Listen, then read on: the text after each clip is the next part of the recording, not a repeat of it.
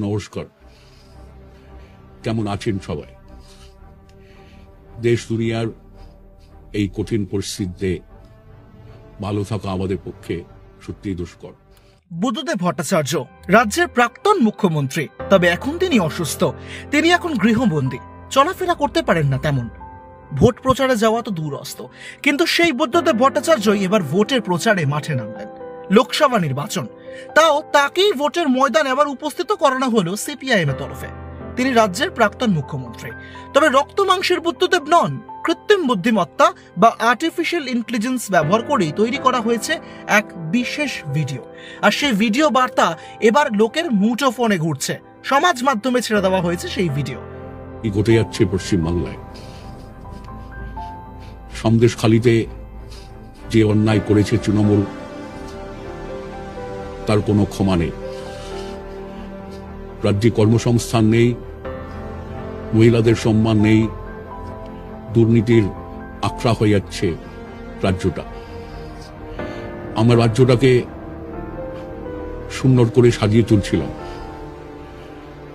আমরা বলেছিলাম শিল্প হবে, কৃষির উন্নতি হবে, ছোট ছোট ছেলে মেয়েদের চাকরি হবে। ব্যবহার করা হয়েছে অত্যাধুনিক প্রযুক্তি।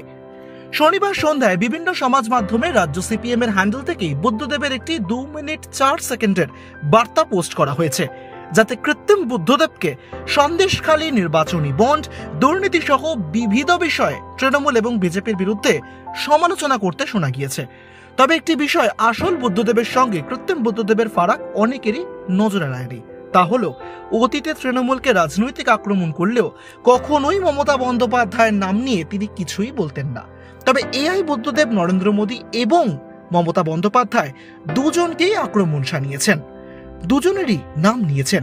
কৃত্রিম বুদ্ধদেব আবেদন জানিয়েছেন তৃণমূল এবং বিজেপিকে পরাস্ত করে বাম গণতান্ত্রিক এবং ধর্মনিরপেক্ষ শক্তিকে জয়যুক্ত করা হোক।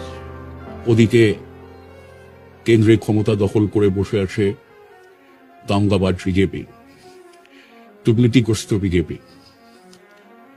নোটবন্দি করল, কর্পোরেটদের যথেচ্ছ তোষণ, এখন ইলেকট্রাল বন্ডের মতো দুর্নীতি। দাম বাড়ছে নিত্য প্রয়োজনীয় জিনিসের, ঢুকছে অর্থনীতি। প্রতিদিন সাম্প্রদায়িক ঘৃণা ছড়াচ্ছে বিজেপি।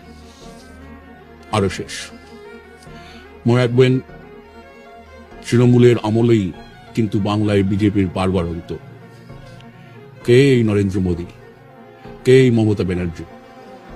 আমাদের দেশকে, রাজ্যকে ধ্বংস করার সুযোগ ওদের দেবেন না।